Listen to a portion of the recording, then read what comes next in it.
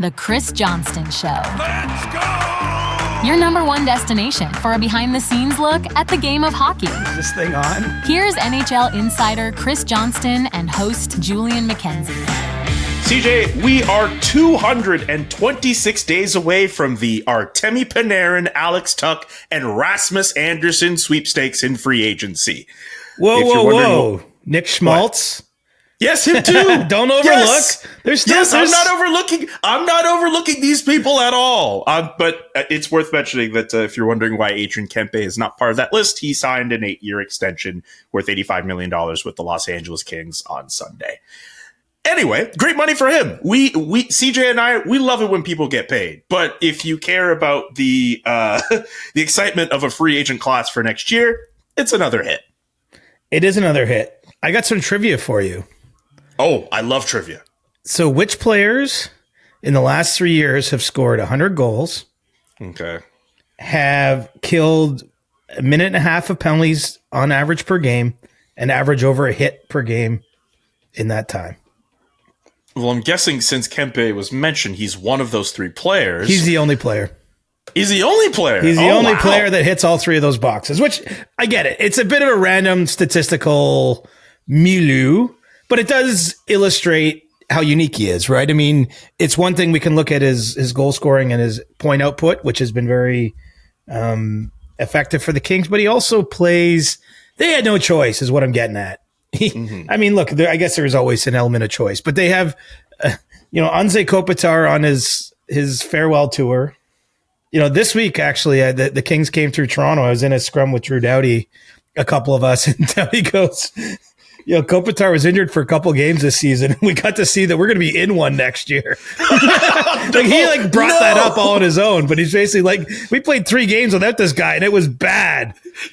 So they still have Quinton Byfield. Something could work. For sure it could. But I think, look, what this deal tells us, of course, is that the Kings aren't going into a rebuild, right? They're not waving goodbye to Anze Kopitar and expecting to fall down to the bottom of the standing. So in that case, they had to keep a guy like Kempe, who does do things like kill penalties, plays physically in a way that you don't expect from someone who scores as much as he does.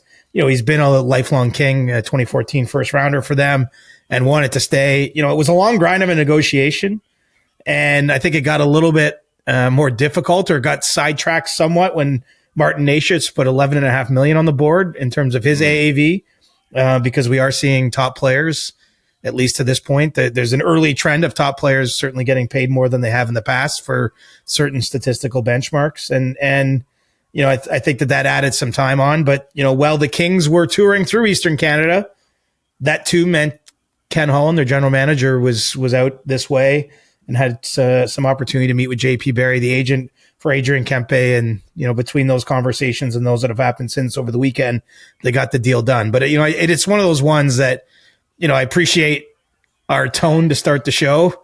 Like the free agent class of 2026 gets weaker, but in all seriousness, I just was not, there's no world where I was operating thinking that Kempe was going to get anywhere close to July 1st. I just didn't think it made sense for him. Didn't make sense for the Kings. And, he got $85 million on this 8-year extension. So, pretty good work if you can get it. I agree with you on that. So what do you make of the Kings core as it is? If they're not going to rebuild, they're totally cool with trotting out a roster with guys like Kempe, Kevin Fiala, obviously Drew Doughty, Quinton Byfield, who I just mentioned.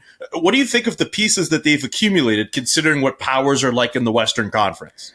Well, they're a team that would like the free agent class to be a little more bountiful, because I think that they would like to be spending some of that cap space they're going to get with Kopitar not re-signing and not taking another contract beyond the season, on a player that could make a difference, especially down the middle.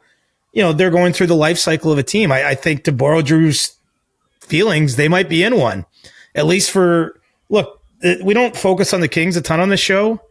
They've been a pretty good team for a number of years here. I mean, they've lost 4 years in a row in the first round. Well, look who they've played. The Edmonton Oilers, who've been to 2 cup finals and a conference final in that period of time. There's an alternate timeline, and I realize we can't do this, or we could do it for every team, but there's an alternate timeline. They get through one of those series and maybe they win a few rounds, and we might look at their whole team a little differently.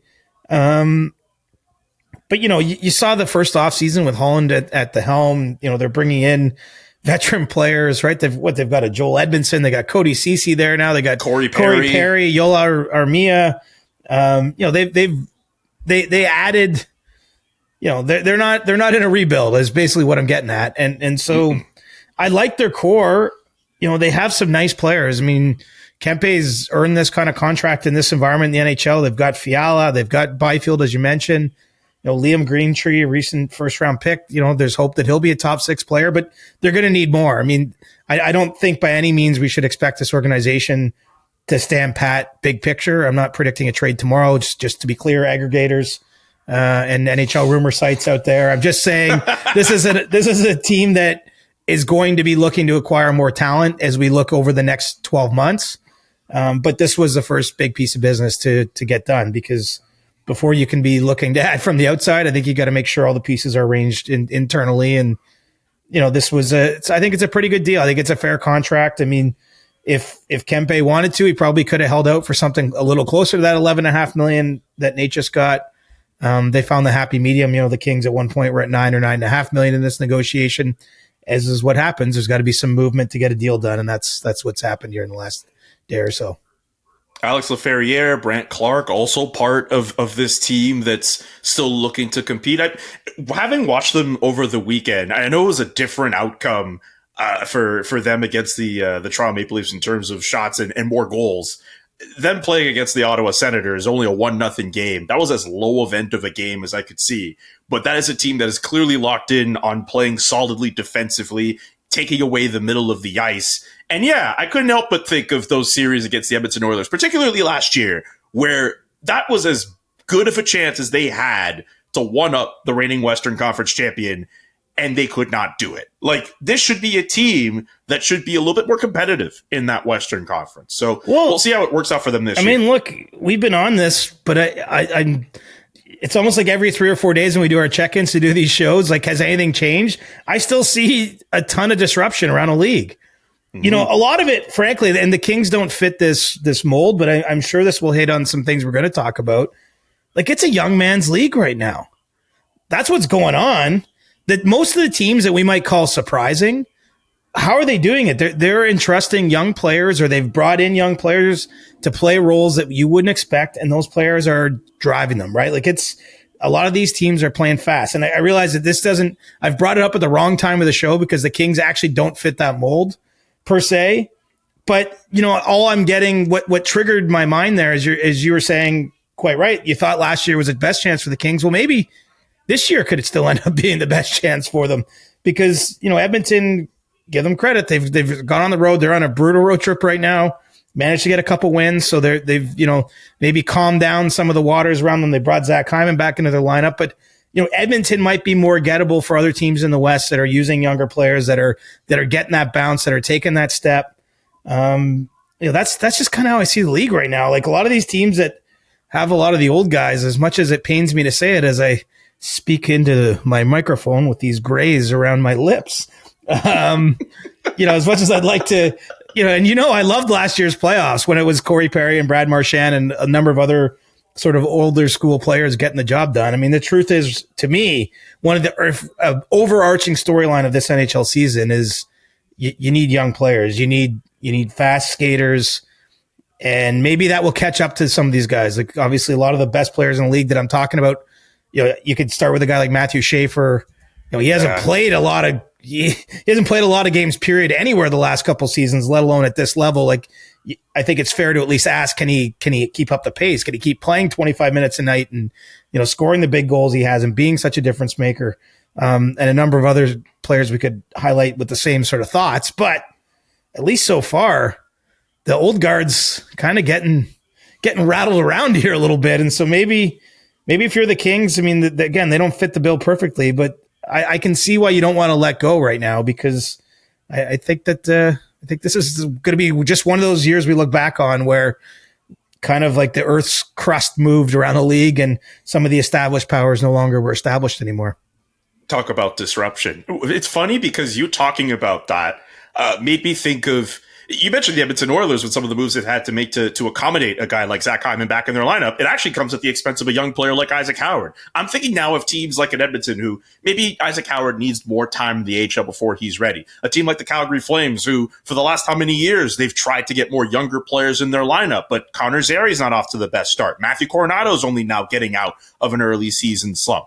Like, if I'm a fan of a team that's obviously trying to be competitive in some way, and you see all the young talents that are doing so well around the league, whether it's San Jose or in Anaheim, I hope I'm not cheering for a team that has like young player envy. Like, you want like a young talented player like that. And also another point to say, I know you hate rebuilds, but the way to get them is to put yourself in a position to get those players. I'm not trying to start a fight about rebuilds, but we're definitely not fighting. We're not fighting, not yet.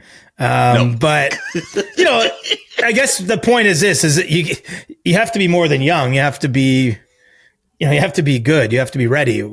How you review that.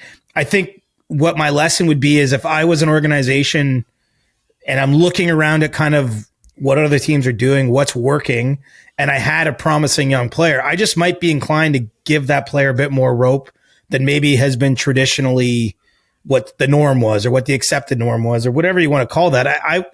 I think the fortune favors the bold right now with those young guys. Look, Matthew Schaefer is a great story, but I didn't see anyone thinking he was going to change things for the Islanders right now. Like, I think most people saw that first overall pick. I mean, great. What a way to start. They've made the change at general manager. Matthew Darsh is in, probably an older team that's ripe for some turnover itself. What a great piece to start with. But I mean, this guy's like, he's tilting the Earth's axis already. And I mean, I don't want to be prone to too much hyperbole, but if you look at it, like the last few games, he's literally playing 26 minutes a night. He's the youngest player in the entire league and scoring overtime goals. And just like, he makes a difference when he's on the ice. And there's just other players around the league, and they don't all have to be first overall picks, although there's a few notable ones, whether we want to go down the Bedard Celebrini note and just, point out that they're still among the top scorers in the league, along with some other first overall picks, guys named McKinnon and McDavid, Crosby. I mean, there's a lot of guys up there that were basically picked at the top of the draft and with good reason. But anyway, I mean, I just think we're seeing a bit of a sea change. And so, you're right. I'm not for the full scale rebuild, but I think the retool makes a lot of sense. And it's just a fast game. It's a young player's game. Maybe it's all going to change. Maybe it's only mid-November and it's going to become a slog by January 15th. And then by April 15th, when you're playing in the playoffs, it's only for the bearded wonders with gray poking through and that have seen all the wars in the past. I mean, look, it's just an observation though, that a lot of the teams having success are actually trusting younger players in spots. I mean, we picked the Bruins to be 8th. I always keep mentioning the Bruins, yep. Right? But they've put in guys like Fraser Minton, who's really made a nice start to his time there in Boston, and others too, not just him. But the point is I think maybe teams, sometimes it's a necessity. I guess these players are getting the chance, but maybe more teams should be turning the keys over to the young guys sooner. Before I move on to the injury report that has been growing by the day that I'd like to get to, answer me this. Before the season began, did you have Matthew Schaefer winning the Calder Trophy? No. Who was your pick? No chance. I mean, I actually forget. We did the show. I probably picked Demidov, I'm guessing. Yeah. But I definitely didn't pick Schaefer. I know that much is that. And again, it's not because I thought he would be a poor player or anything. It's just he played like 20 games last year, right? And he's also playing just traditionally. Look at the winners of that trophy. Not a lot of defensemen win it. I mean, it's not impossible, but it's kind of like a once every 5 years type of thing. For the most part, the rookies that make the biggest impact are forwards, and they put up a fair amount of points and they get everyone's attention and they win that award. Now, the odd goaltender gets in there as well, but a lot of things were stacked against Schaefer. I got to say right now, there's no question he's the favorite. Again, really early days, but he's worked his way into the point where he was an absolute no for Team Canada, and he's at least graduated to like, maybe. And, he doesn't have a lot of time left. That's the one thing not in his side is that he's got, so let me do some quick math here, 14 Don't watch. 45 days. He's got 45 days. He's got 6.5 weeks until the Team Canada roster has to be in for the Olympics. Now, someone like him could also potentially be in an injury replacement situation. The tournament doesn't go till February. There's a possibility we'll see players, replace someone who's named initially in January. So he's got 6 to 7 weeks before the team's initially named, and then he's got another month after that if he's not on it. Look, if he keeps doing it, I still think they're probably not going to pick him. But it went from like, let's not even have the conversation to be like, well, can they really ignore this? I mean, Drew Doughty is such a great, he's going to get all kinds of pub on this show because he's a great quote. But, that's sort of what happened with him. He was in his second year when he went to the Olympics in 2010. But, he just was so good and like he couldn't be denied. He went to a world championship in 2009 in Switzerland. Canada lost in the gold medal game. I was in the building 2-1 to Russia. Both goals scored by Radulov, who taunted the Canadian bench after the second of those 2 goals. But Drew was so good in that tournament. He just, even though it's like Canada like threw all the rules out, right? They have sort of like, it's unofficial. Like you got to be 22 years old or above to be in this club, except for if you're that good. And who knows? Maybe Schaefer could still get in there. It's not impossible. I would love to see, speaking of disruption, I would love to see something like that and see Team Canada just take that risk and just bring on someone so young. It's just, we know they lean on experience. They lean on guys who have been in that big moment, and with so little pro experience for Matthew Schaefer, that just works against him. By the way, you mentioned the fact there's about 6 weeks left. You could have said any other timeline. I would have just believed you because you're just so good at math. But anyway, I'll let you make your point. Well, it's not even, we're just kind of off topic now, but like, that's okay. It's on my mind. I've really wrestled with this whole Team Canada thing, and I'll tell you why. Tell me. So there's lots of teams at this tournament that could beat Canada. Like, don't get me wrong, but their main rival entering the tournament is the U.S. Not just because of geography and how close they are. I mean, clearly to me, they're probably going to be the 2 strongest rosters on paper. What did we learn from those 2 games those countries played at the Four Nations in February? There were not a lot of scoring chances for Canada. And no, even though Canada's loaded with like, all-time NHL type of scorers, there was not a lot of room. I mean, the U.S. blue line is ridiculous. And then they're throwing, Connor Hellebuck at you in goal or Jake Ottinger. Like, it's going to be tough to score against the U.S. To me, rather than going safe, like, because you can go safe with like players you feel like who aren't going to make a mistake. Like, I wonder if you should almost go the other way. Like, don't try to beat the U.S. at the U.S.'s game because you might not be able to do it. I mean, their blue line to me is that good. And they're so, like, whether it was Sanderson, Werenski last year, Slavin, like those guys were so good in that tournament. They just didn't make a lot of mistakes. There was no ice, right? There was no opportunities. Like Canada was fortunate, and I mean that, to score 3 goals in the final. Like they had like 1 chance off the rush, and Sam Bennett made a perfect shot, and good for Sam Bennett. But it's like if he missed that 1 chance, it wasn't like there was 5 rush chances in that game for Canada. So. The more I've sort of thought about it, and maybe I'm guilty of overthinking it, I'm starting to think like, why not introduce the element of some of these young players a little more? Like I think that there might be an argument for it because I think some of those players might be able to break through and create a little bit more offensively. And yeah, you might be taking a certain risk, but it just seems like when Team Canada's gone the wrong way with roster building, and I'm going way in the past, it's almost like they got a little too safe. It seems like that could be a danger here. Anyway, it's like a thought. I've had a few conversations in the last few days. I think that's a very valid thought. I've always leaned kind of more to their line of thinking, but the more I've thought about it, I was like, why not bring Celebrini and Bedard and Schaefer? Like in all seriousness, and Nick Suzuki, and so obviously you're introducing a lot of new players. If they ever did what I just said, that would be a lot of new players from the Four Nations roster. But I think there's a case for it. Tom Wilson would be there if I was picking 2. And then, you're going to have to take some guys off that were part of the team that won last year. But I just think if you repeat those games with the U.S., like Canada did, they won in overtime when it mattered in the championship game. But if you repeated that game, the same chances again, like the U.S. probably win it more often than Canada. And so I think you got to be looking at how can you tilt those odds a little more in your favor if you're the Canadian management. Two things. One, talking about the abilities of the U.S. blue line that impressed as much as they did, knowing that Charlie McAvoy had to leave partway through and Quinn Hughes wasn't available. Like, just incredible to see the U.S. play as well as they did.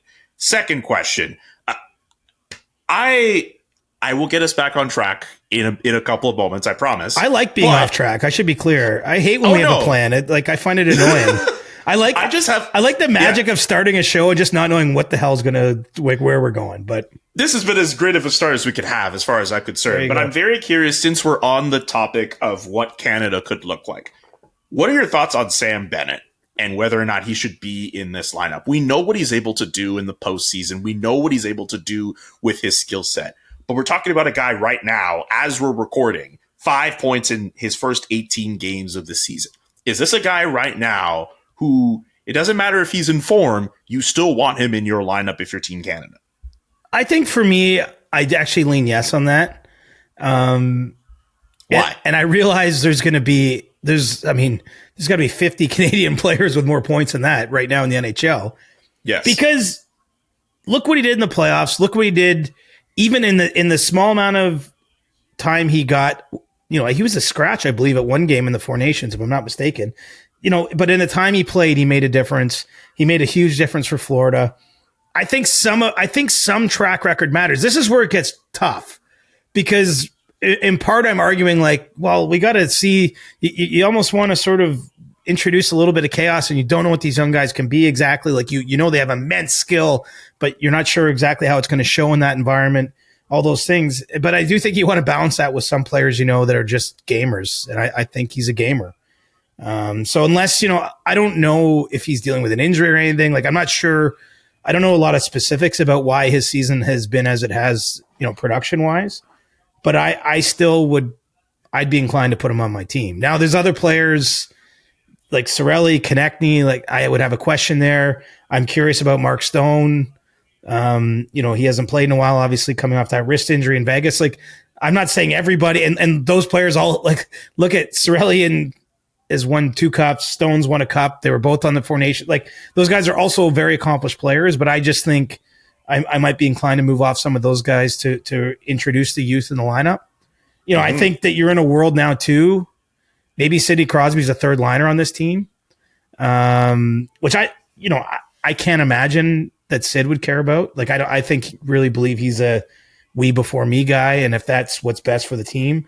But I think McKinnon and McDavid together makes a lot of sense, as 2/3 of a top line. Now, one of them, obviously they could each take draws on their strong side of the ice in that scenario. But, one of them sort of technically isn't the center. We're talking 2 of the best centers in the world. But I think that there's a lot that can happen. And look, my sense is Team Canada's open to it. They understand. It's such a cool exercise picking a team like this because it reflects a moment in time. It reflects the history of the players. And ultimately, the only thing that matters is if you win. As long as you get the job done, no one in Canada is going to say you should have took this guy over that guy if you win the tournament. And if you don't, 10 guys were wrong decisions. That's the way it goes. Yeah, that's what it is, Red. If Canada falls short of that gold medal, I'm telling you, our group chat alone will be able to provide a roster that Canada had a bad weekend. Did you see Thomas Harley's out injured in Dallas? Yep. Drew Doughty blocked a shot for the Kings. He's sidelined. I saw that, and I literally took the video of him in pain, going to the bench and then sitting on the bench doubled over, and it looks like he's going to be out for some time. It's funny we talked about Doughty as much as we did, and only now do we mention the fact that he got hurt. Yeah, this is, I don't know if it's only Olympic schedule related, but I can't believe how many teams are just in a jackpot with injuries, right? Tampa iced a roster over the weekend. I was like, what is this? Most of those guys, Cirelli was out, Hagel was out. The guys that had played for Canada were out injured. You've got the injuries you do in Montreal now. Ooh, you got the injuries in Vancouver, which have been mounting really since the early days of the season, but that keeps going. The Leafs even have injuries. I know no one wants to hear about it, but the point is it almost feels like an epidemic around the league. I don't want to be too over the top, but it was a tough weekend for I'm sure I don't play in a fantasy pool in hockey, but I'm sure there must be some poolies pulling their hair out and obviously fans of these teams. I mean, we didn't even get to the most interesting injury of them all.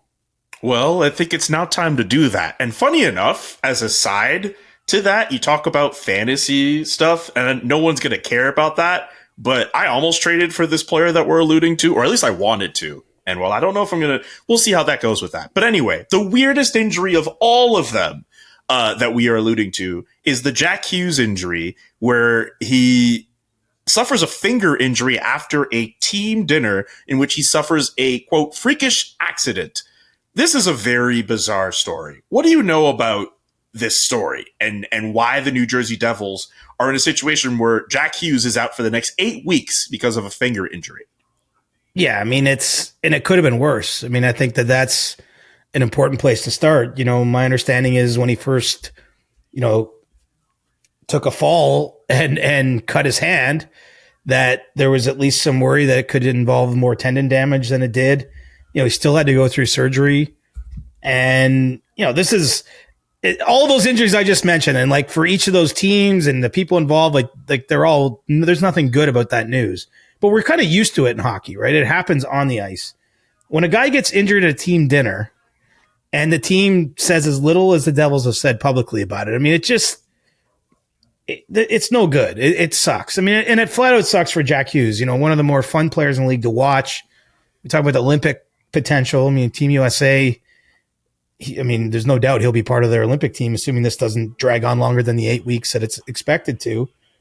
And, he's had all the shoulder issues. The timing of it is brutal. The circumstances, I don't know the exact circumstances, but none of it sounds good. I don't think he was trying to cut his steak and didn't. There's some other factors involved there, and I do believe look at the one thing I've heard consistently: freak accident. Like I do believe it's a freak accident. I don't want to try to allude to anything more sinister than that, but it's just shitty. Like it really is. It's terrible for the Devils. It's terrible for Jack Hughes.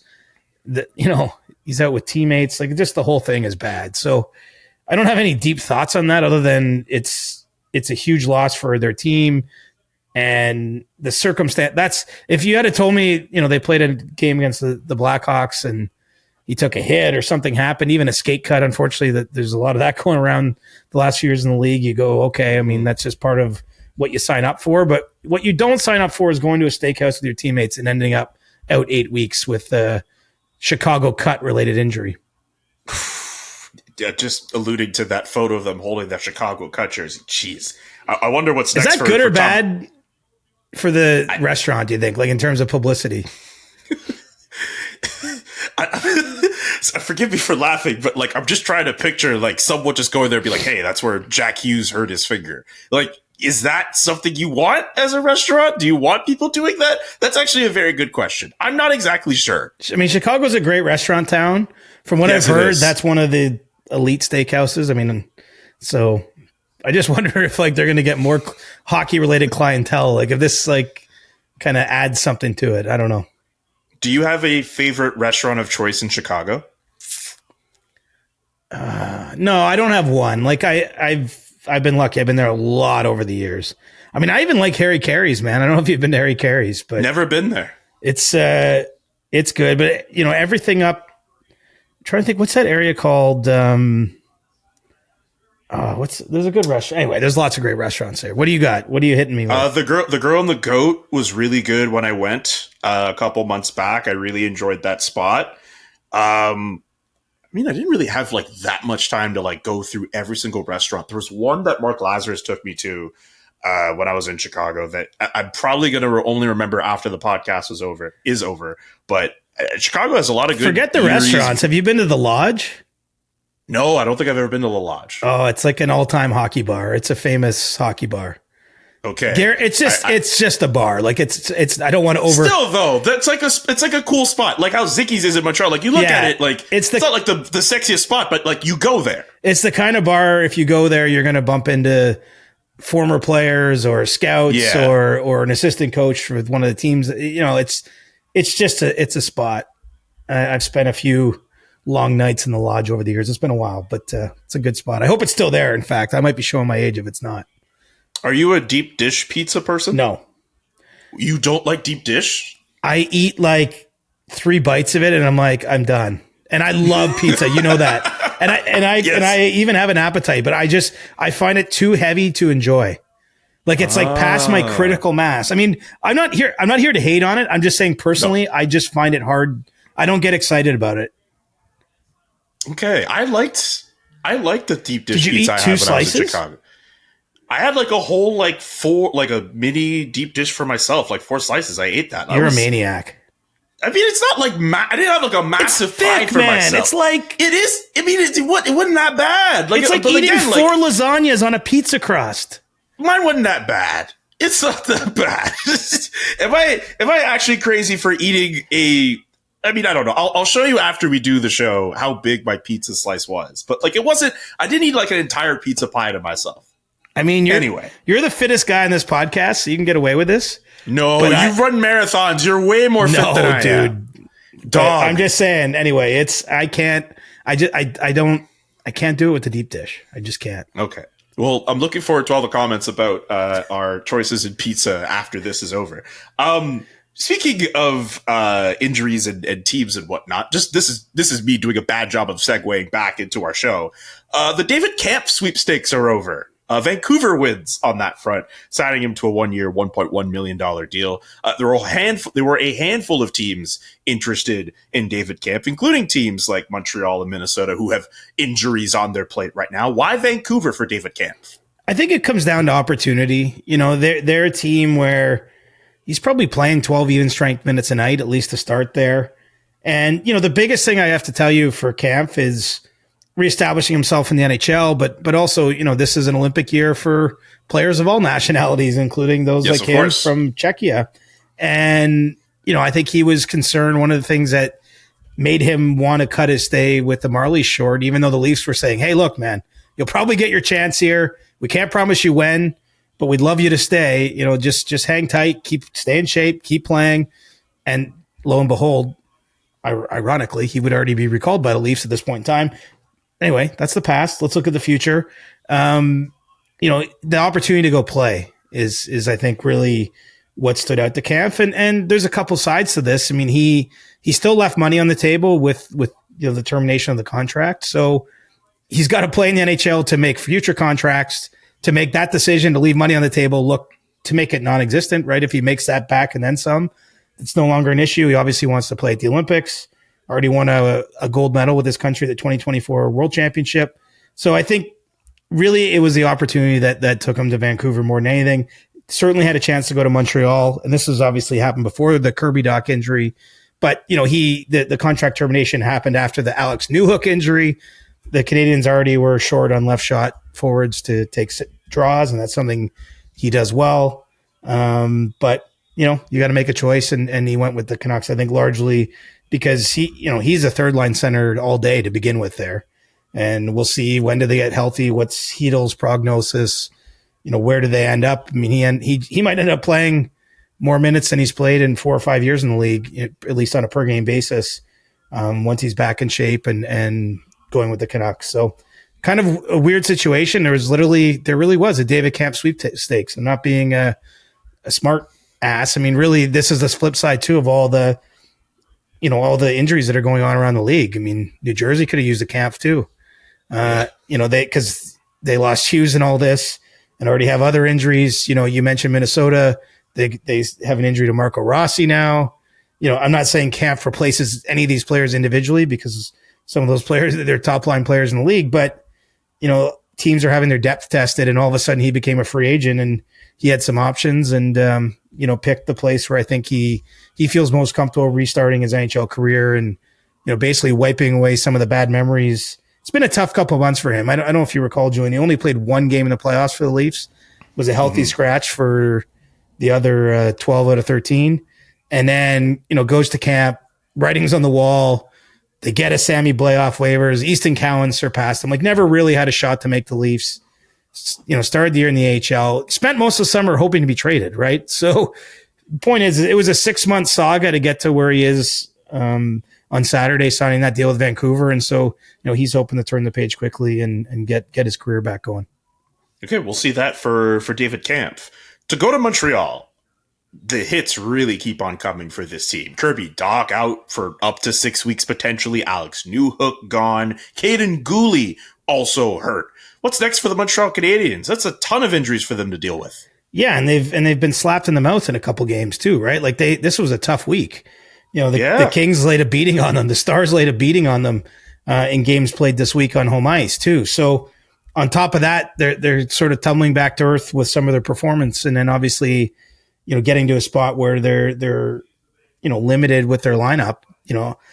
I don't know that there's a miracle walking through the door. I mean, was it Jared Davidson was the young guy's name?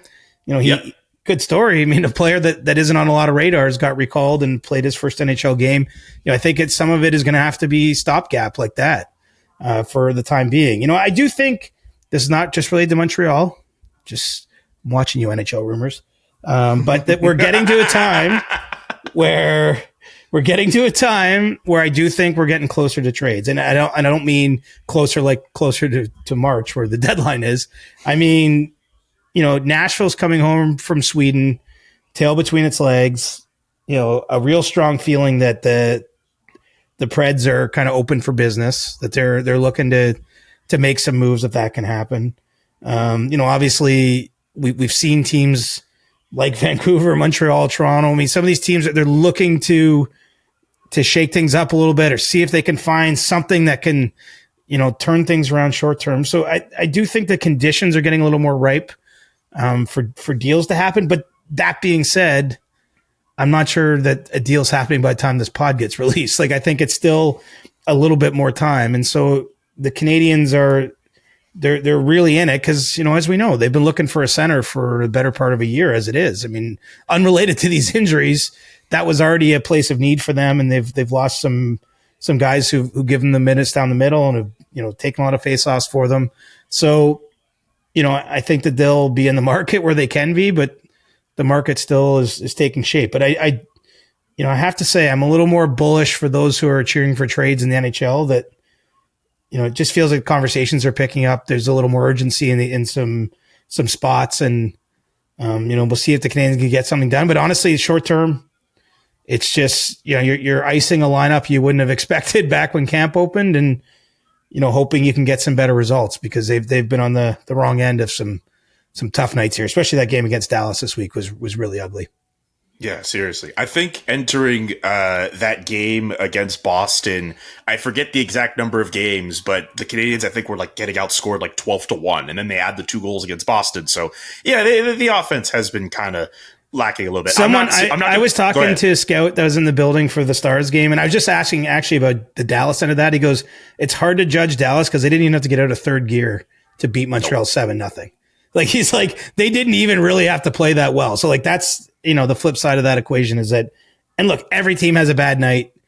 Lots of teams lose by 9 goals in a season where they win a cup. I'm not trying to put too much into one game, but the point is it's been a tough week there. It's the losses, it's the way they're losing, the lack of sort of pushback. And then on top of it, you're just losing so many good young players to these, and not just short injuries, right? You're looking at, you can remind me, what's Gooley? Is he months? Newhook is 8 weeks, I think. Anyway, I mean, unfortunately, none of these guys are coming back soon, and that's tough. No, I legit have the injury report in front of me, so it's going to take me a second to find that back. But we're talking about 2 guys who are going to be out essentially long term. 4 months for Gooley, I think 3 to 4 months. Yeah, we're talking about guys who are going to be out long term for this team. It's a tough situation for a Montreal Canadiens team that started off so well, and just. They're starting to come down to earth now. It's bad in Canada right now, man. I mean, is it bad for everybody? Yes. Winnipeg's even lost their juice. Yeah, oof. I'm just saying, Winnipeg's taking a step back. I mean, Edmonton's finding it. You're right. Ottawa is keeping themselves afloat. They don't have Brady Tkachuk. Thomas Chabot is out for a couple more days. It looks like their goaltending is starting to get a little bit better, maybe, but they're keeping themselves afloat amidst circumstances. Right, but nobody's thriving, is what I'll say. No, none of the 7 teams are thriving, and based on the expectations for most of those teams, you would expect 2 to 3 to be oh yeah, we're good. I don't think even you're right in Ottawa, like full credit, they're battling through it, but like they're not out of the woods yet, right? Like they're not thinking they're home and cooled here. So it's just that's part of the disruption, buddy. It's part of the disruption. Of course. By the way, because it was going to bother me, 8 to 10 weeks for Caden Gooley. 8 to 10 weeks. Yeah, I knew it was going to bug me if I didn't have that. Also, since we brought up Ottawa and trade talks, you hearing anything about any left shot defensemen being on the move potentially? I know of a team in the nation's capital that could probably use one, considering what the last week has been like for them. Well, tell me we got to turn this back on you. You're our Sens guy. So, here's my thing. Well, where are the Sens at? Like losing Shabbat? Yeah, so they're at a point now where Nick Jensen is playing on his offside with Nicholas Montemapalo. And I asked last week, Steve Stajos, who had an avail just before he went off to Toronto for GM meetings, saying hey, how do you feel about your left shot depth? And this is a team that had Donovan Sebrango as reinforcements. They lose him on waivers to Florida. And had his first NHL point recently for the Panthers. I saw that. Yes. Small hat tip, Donovan Sebrango. Hat tip to Donovan Sebrango. I saw that their mom was very excited about that. They're very active on Twitter.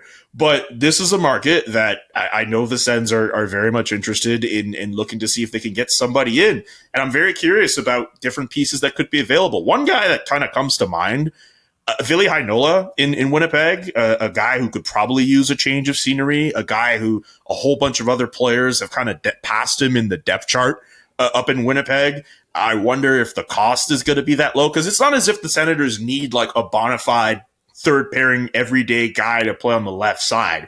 They just need someone just to work as a stopgap. And even then, if you have to send him down, if you're able to keep him and send him down, considering some of the guys they have in the American Hockey League in terms of pro experience, it's not a lot. Matthew Andonovski, Jorian Donovan, Thomas Hamara, guys who I'm not sure you're familiar with, combined have less than 100 AHL games experience. They could use some kind of reinforcements up on that left side. So I wonder if a guy like Heinola makes sense. Igor Zamula in Philadelphia, there's been rumors about him since the beginning of the year. Ilya Slovyov in Colorado, who's filled in a little bit. There's a couple other names here and there. They're not the sexiest names, but I do wonder, just if you're trying to make a small move. There's not a lot out there. There's not a lot out there. I can tell you've done the work. I was going to say, but if you haven't, I'll boil it down to this. As a man who's scraping together a trade board for this week. Yes. Not a lot of left shot D that are eminently available, right? I think that there's some bigger things that could happen as we get closer to the deadline involving some more prominent left shot D. But in terms of a trade that could happen on November 16th or 17th or 18th and not cost you too much, I think the Sens would be pouncing if that was there. This is a weird season, man. It's funny because the years feel the same for the most part, and then you get a year like this one, and it's nothing feels the same to me. It just feels like there's not a lot of players. There's injuries piling up every single night. There's a lot more desperation. I'm not putting Ottawa in that D word category, but there's a lot more teams that are supposed to be good that aren't good. It's crazy. I think up is down a little bit, which is great for the league. So the point is, I think the Sens are going to have to keep skating by on what they got for the near future. Maybe watch the waiver wire. I don't think there's going to be much there for them, honestly. Troy Stetcher, not a left shot D, but he got claimed by the Leafs over the weekend. But Edmonton tried to move him too ahead of time and couldn't. So we're in a weird time. It's the best way for me to put it. If I'm saying to you that I think it's a young man's game, that the flip side of that is you don't maybe want to be giving up your assets as much either if you're other teams. So I'm sorry. I know you come to me for answers sometimes, but I feel like I don't have an answer on this one.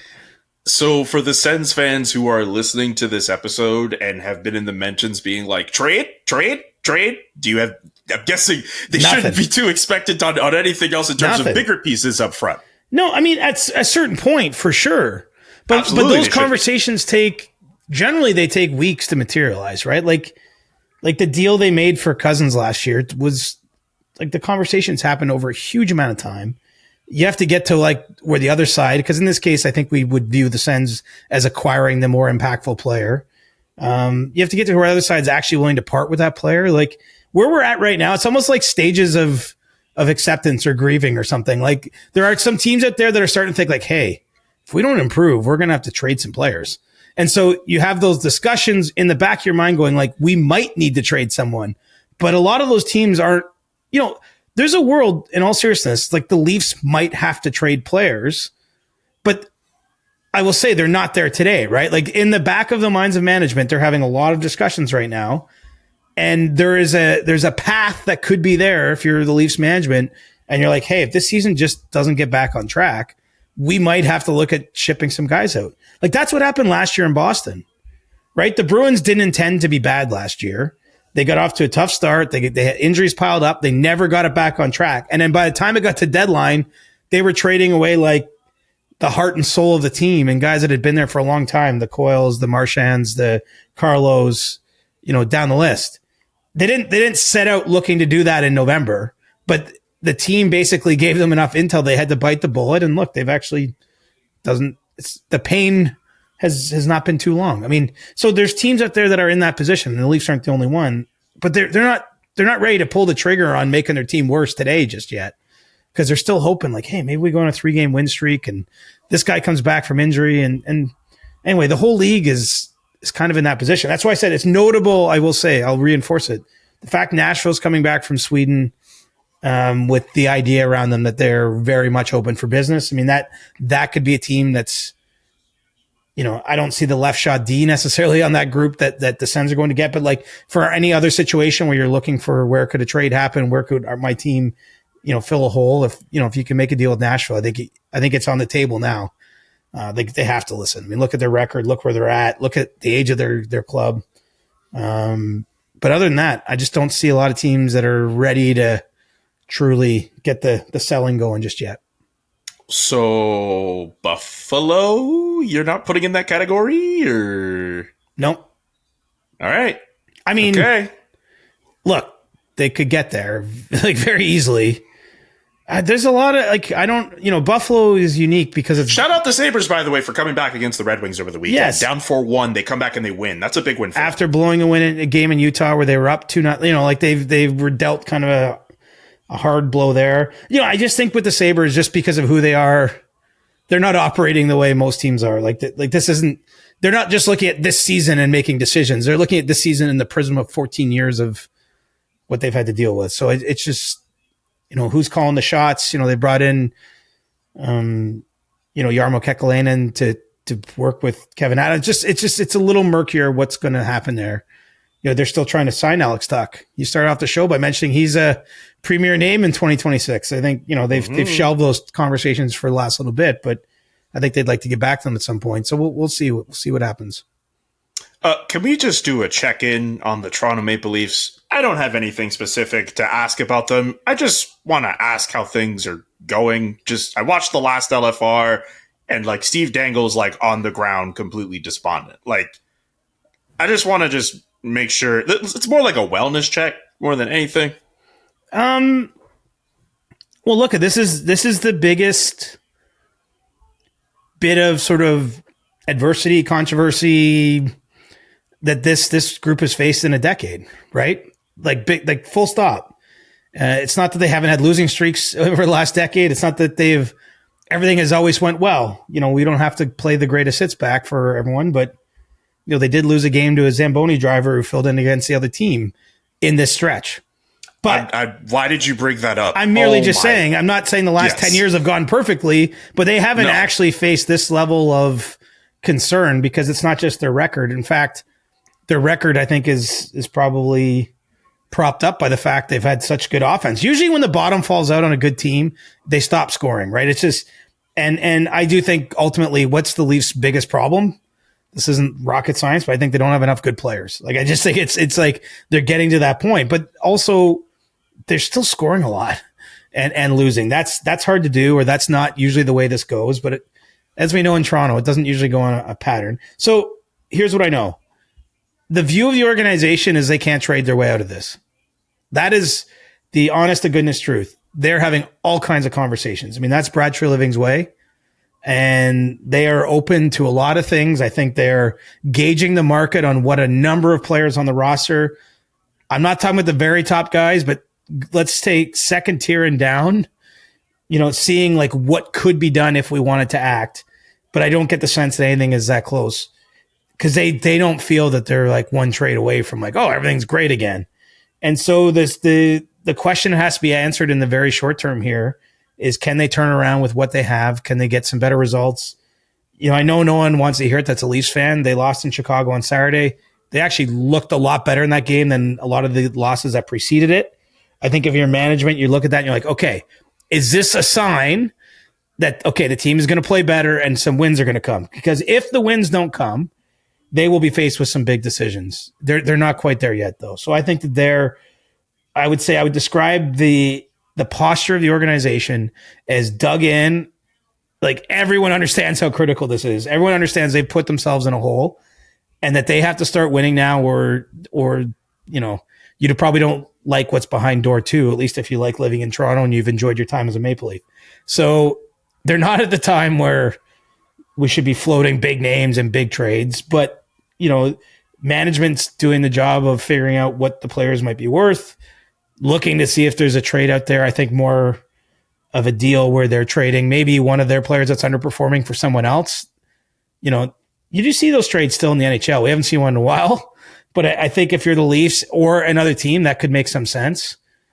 Almost like, I don't want to say problem for problem, because it's not necessarily a problem, just sort of player who needs a fresh start for player who needs a fresh start, and see if that works. And they're watching very closely to see if the team can get a little bit more out of itself. They stayed in Chicago on Saturday night. They brought all their injured guys on the road with them, even though it was a one-game trip. They had sort of a team blow off the top, which every team does this time of year, so no one best react to that in a negative way. Most teams have had a Halloween party by now. Don't want to alarm any listeners out here or viewers. Most teams have had a Halloween party. Most teams have had what they call a rookie dinner, rookie party. Goes by different things, but this stage in the season, these are all very well established traditions in the league. They're bonding exercises. The Leafs had their bonding exercise on Saturday night after that loss in Chicago. Let's see what they come back with this week, because I think we're almost at day to day, week to week, game to game kind of monitoring of this situation. Because while I appreciate our colleague and friend Steve's position, they have to. The people making decisions for the team have to remove the emotion from it. And I think when they look at it, they're still they're just trying to figure out what's real and what isn't. And that's kind of where they're at. That's the best way I can put it. I think that, the D has gotten so measurably worse. Is that just they all got old and declined at the same time? Is there something else going on? Obviously, they claimed Stetcher over the weekend from Edmonton, as I mentioned, better puck mover. Can he fill in a depth role for them? I mean, they're seeing what they can do, but ultimately it falls on the players that are there to get better results. Or if they don't win a game this week and we're doing the next Monday show, I'm just saying the tone will change even in that 3 games. That's how finally we can parse this, but they're not at full panic mode just yet, or full make a crazy decision just yet. Okay. Well, obviously we'll have to monitor that situation as it develops. Yeah. For their sake, just if it gets to a point where they can't pick up a win in the coming days, liking that for everybody. It happens though. Good teams. Yeah, you're right. Good teams don't say that. Like, at the end of the day, the Leafs have had the longest playoff run of any team in the league. Like, the salary cap by its nature is designed to make it hard to stay kind of a contender year after year. We don't need to look in the past too long for the Leafs, but it's just to say they haven't made a lot of draft picks. They don't have a lot of young players in their organization, because they do what every team does that has a chance to win. They trade those things away trying to help the present, and eventually the rent comes due. And I'm not willing to say that they're fully there yet, but it has crossed my mind and the mind of many people around this organization who are paid to look at such things that, could be that time. We'll have to see. Yeah, the only reason the reason why I show concern is just for our friend Steve, because he's been going through it off this game. I know, but that's sports, right? You're right. Like, I hate to say it, is we all love it when a new team comes on the block and they they start winning, and there's lots to love. Like, I love watching the Ducks. But the flip side of that is that means there was a point where the Red Wings made the playoffs for like 25 straight years and won all those cups. And then they've kind of been adrift, and maybe they're there now. We'll see. But this is, everyone rises and falls, and the real fans stick around. And I would say, if you're Steve Dangle, as much as he might be on the floor, and you've watched every game for 19 years, you can probably watch 5 more years if it ends up being a retool. But they're not there yet. It's just, it feels possible all of a sudden, right? It just, this team, the performance under the hood has been really bad. So, yes. There are some questions I want to get to for Ask CJ, but there is one more thing I want to get to. This is the first episode of the CJ show that we've done since the passing of Larry Brooks, the longtime hockey columnist for the New York Post.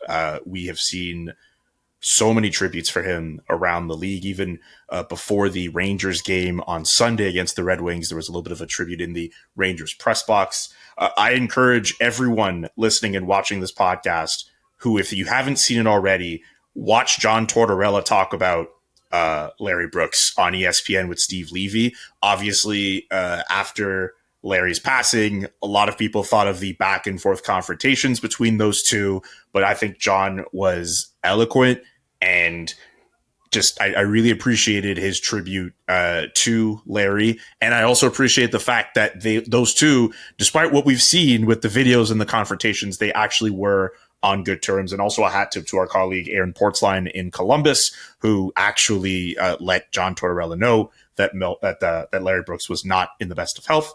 But of course, on behalf of everyone here at the SDPN, we wish our most sincere condolences to the Brooks family. CJ, a thought on Larry Brooks before we get to Ask CJ. Well, I'll tell you what you need to know about Larry. He did it his way. He did it until the moment he got sick. He was must-read into his 70s. He was an original. He was unapologetically himself. He did what I think anyone in any line of work or in any part of their life would hope to achieve. He was chasing his own passions, and he was freaking awesome. So, I have the utmost respect for him. I always did. He and I weren't best friends or anything like that, but I read him, especially on his Sunday columns. But certainly anytime he had anything important to say about the Rangers, I was reading that too. But having seen him work, having been around him for my entire career, I just have to say, the coolest thing that he did is he did the best that he could, the way that he thought it should be done, didn't apologize, and he did it to an age most people don't get a chance to do it. So I'm sorry he's gone. It's way too soon for the people that love him, and I'm sure his grandkids and obviously his son and everyone that's close to him. Molly Walker, his colleague. But I mean, Ray John, Larry, you were fucking awesome, and we need more originals. We need more people out there that are that good, that are that passionate, and that do it, and just do it until you can't do it anymore. And that's Larry Brooks to me. So, that most respect for the guy. Literally, in my time, I've read everybody in my lifetime, and I'm 20 plus years into watching everyone work. He's literally at the top of the list. He's as good as they came. And again, I'm sorry that he's gone, but I mean, that guy didn't leave anything on the table in terms of his potential or talent or anything like that. Well said, CJ. Well said. And now it's time for us to get to Ask CJ. Thank you to everyone who sent in questions, whether over the various social media platforms we asked for them or on Discord. We have a question from Caesar Lewin for you, CJ. How does Team Canada consider the different rules the IIHF enforces when picking players? A bad penalty has burned Canada in the past. I'm not too sure how some of the names going around can control their game. Someone like Tavares has played a lot with the IIHF, and they know the style of play. Fair question. It's definitely part of it, right? I think when Canada got into that 9 seconds in the preliminary round against the US and there was 3 fights, they probably wish they had another fighter on the team. In all seriousness, I don't mean to make any light of that. They might have taken a Tom Wilson in that moment. But fighting isn't allowed in the Olympics. So you're not, if you're taking a Tom Wilson or a Sam Bennett or Brandon Hagel, who fought at the start of that game, Colton Parayko fought as well. You're not doing it for fighting because it's just banned. So it definitely is part of it. And, you know, because these games, I think it's fair to anticipate them being very tight, especially the ones involving the best teams.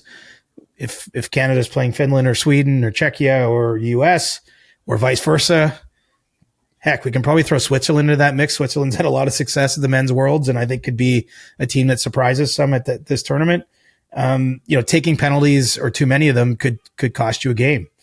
So it's definitely part of it, but I don't know how to quantify what they're going to do with that information. But it's definitely part of, I know, their thought process, because, you know, hockey's played different internationally than it was under NHL rules. The Four Nations tournament was under NHL rules with NHL officials. There's a blend of officials at this tournament. And Canada's going to have to watch itself, because traditionally those wearing a maple leaf on the front of the jersey in the highest stakes games get quite emotional because it means something to them, and you don't want those emotions to go in the wrong way. Charlie wants to know, if the Leafs ever make a coaching change, which coach do you think would fit better, Pete DeBoer or John Tortorella? Can't do it. I can't get there. Not even in a hypothetical. I mean, it's a fair question. I just don't see the Leafs. I don't think that's the Leafs' problem. Quite honestly, you know, Craig Berube he's in the early stages of his second season here. And on top of that, if you heard Keith Pelly, who's basically at the top of the food chain when it comes to the Maple Leafs at this point in time, talk in May, you know, Craig Berube is in the inner circle with Brad Treliving and Keith Pelly. It's not to say, I mean, everyone can be fired in sports, including Keith, including Brad, including me and you, Julian. Anyone who works in the sporting industry, like, you know, we're all subject to being removed at a certain point in time. But I have a hard time believing the Leafs are seriously going to do that. I will say, if you're talking between those two people, Pete DeBoer is going to be back in the NHL, in my opinion, sooner. I think that somebody at some point is going to run into a spot of trouble and be like, hey, we can hire a top 5 potentially in the world coach right now. And they're going to go do that. Tortorella, I think he will coach again. Honestly, I really believe, you know, he's going to have another, but he will be far more selective, and obviously teams will be selective with him. Someone hiring him would be getting a team that the GM or the ownership of that team deem is a little underperforming, and you hire him for like 2 years, just hoping he can like squeeze the last little bit out and push you to a higher level. I think DeBoer, it's a different calculation. And I don't know where he's going to end up, but I do think he will be back in the league this season. I'd be surprised if someone, frankly, didn't just get a little shaky with the coach and be like, why waste our time? Let's go out and hire the best guy available. And right now that's Pete DeBoer. But I don't see either of them as fits in Toronto. Okay. I don't normally do this, but Charlie had added a second question. That's fine. But I think for this Let's one, get Charlie to call in next week. He can just... Ooh, call-ins. I like the idea of fans calling in. We've never done that. Play like voice notes from people. I got a story when you asked the last question today. It's related to Ask CJ, so just don't let me forget it. Okay. Charlie just wanted to know, could you describe in words what the reaction we would get from Steve Dangle if the Toronto Maple Leafs ever won the Stanley Cup? I can't. But do you know what's funny, Charlie? I've actually asked this from time to time of Steve. Because so much, you know, obviously, look, this podcast is on the SDPN, which is, for those that maybe haven't paid attention, is a Steve Dangle podcast network. And so there's no network if there's no Steve Dangle. And Steve Dangle is the, what do you call that? The synonym? The fake name of our buddy Steve Glenn. The pseudonym. The pseudonym. Who made his first foray into media by yelling about the Leafs into a camera. And so like so much of he's built up his following in part by being an aggrieved Leafs fan. And I've said to him, like, what will you do if you're not aggrieved anymore? Like, what happens if they actually win? He doesn't know. And I have no idea. Obviously he'll be excited. I bet though, Steve is a very passionate person. Like the thing I really admire about him is he's genuine in what he feels. Like what you see that's not just him hamming it up for the cameras. Like that's how he is. And so obviously he'd be emotional, excited if his team won the Stanley Cup. But I think he might be weirdly more understated than when he sees them lose in the fashion he's seen them lose. Like I think he'll almost be in disbelief. He'll be like grabbing his head and throwing his hands in the air and like but he's for once, a man with so many words might not have that many words. We'll see if he ever gets to happen. But I've actually said to him, like, would that be bad for you? I think he'd be up for the challenge. Like, could he keep doing this after they won? Like, if the Leafs won, this is what I thought. Any season, this isn't about a prediction, but I'm saying, let's say they won this year, just for argument's sake. Could next year, when they lose Game 4 in bad fashion, like, could you get that upset anymore? Probably not. That's a good question, right? Because I feel like his reactions on these LFRs, it's almost like compound interest, right? It's compound frustration over all those years. He's not just responding because he's like, "Oh my God, Chicago beat Toronto 3-2 on Saturday," which is what happened. Like he's responding because he's like, "Oh my God, this is the 972nd straight game I've watched and recorded a video on, and this group of players lost again." And so, anyway, I mean, look, I think it's a problem he'd love to have, but I don't know what he'd do. I think he'd be speechless, closer to speechless than yelling and screaming and having eloquent things to say. I think he'd retire from LFRs, and I don't know if that's like the right idea, considering how attached we are to this network. But like at this point, if the Leafs win the Stanley Cup, like where do you even go next? Like everyone will watch that episode. Like everyone will watch that episode because at that point, once they wake up with a hangover, yeah, yes, but like he will have completed a hero's journey. Right. And when you beat the video game at the end, yeah, you could keep playing along with all the unlocked characters. They brought out Mario 2 and then they brought out Mario 3, and that was even better than the first two. Maybe. I guess. If you're motivated, but also just enduring what he's endured. Like, I don't know. I could see you considering that, but maybe I'm wrong. Did you hear about the guy who won the 50-50 at the World Series in Toronto? No, it's the guy who lived in, he lives in Oshawa. He's from Oshawa. I don't know Eric, I think was his name, but I don't know him. But Joe Carter called to like give him the news he won. Like that was part of the deal. But then he had Joe Carter call his boss to quit his job for him.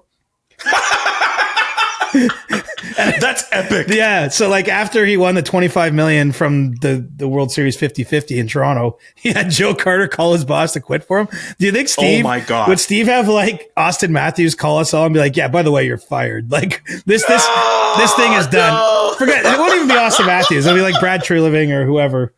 But maybe we'll all get fired the next day, and we'll be like, "Well, Don't say Brad Treliving." Whoa, I don't know if it'll get to the point where we all get fired. Well, if he shuts down the whole network, then.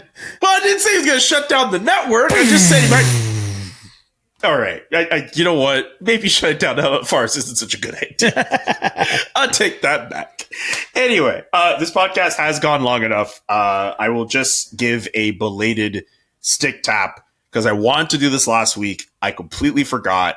I don't know if you saw it, but the Canadian Premier League final was last week. I saw the bicycles kick in the snow is what I saw. Yes, the icicle kick heard round the world. I wanted to give a belated stick tap to David Rodriguez for scoring one of the coolest goals scored, literally seeing the world round, and putting a lot of spotlight on a really cool league, the CPL. Just wanted to give that shout out. I know Kevin Smith, who is active on Twitter and Blue Sky, has been tweeting at me about it. Be like, "Are you guys going to say anything?" Like, yeah, I have to do that. Anyway, you said you had a story. You can save it for another time, but it's I'd a love quick to hear one. So I was at the Hall of Fame festivities in Toronto on Monday night, and socializing with all kinds of people. Lots of people said, "Hey, love the pod," that sort of thing. But I met up with one person who had asked us an Ask CJ question, and I'm going to have to paraphrase it from a couple years ago, where he said he was dating someone. Oh my God! Who didn't know who Jaromir Jagr, Marique Malik, I think a few other players was, but claimed to be a hockey fan. And he wanted like my dating advice. I don't know if you remember this at all. I kind of did remember it. I have to go back on the episodes to find it, but that does sound like a question we would have fielded. And he was like, I have a bit of the ick, like, should I? And he said, my advice was, again, I'm paraphrasing this. I haven't gone back and fact checked it, but it's based on my conversation with him at the Hall. It was that he should stick with it just in case. That it was too soon to make any judgments. And so that was my little bit of dating advice to him there.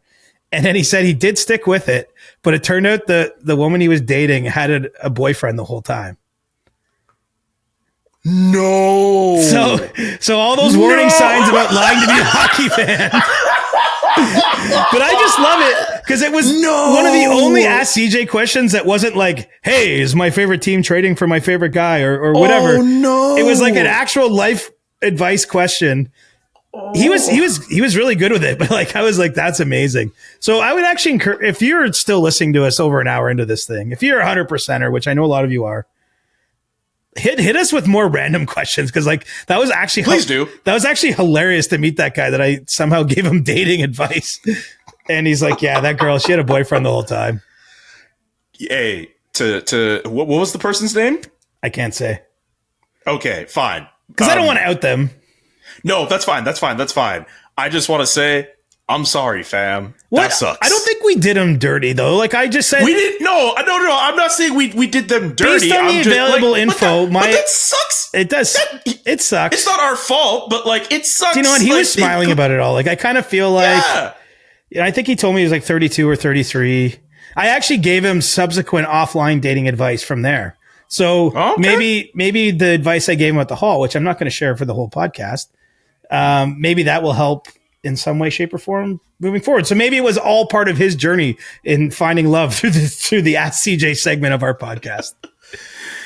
Yeah, we're going to have to change Ask CJ to Ask Cupid if we keep this up.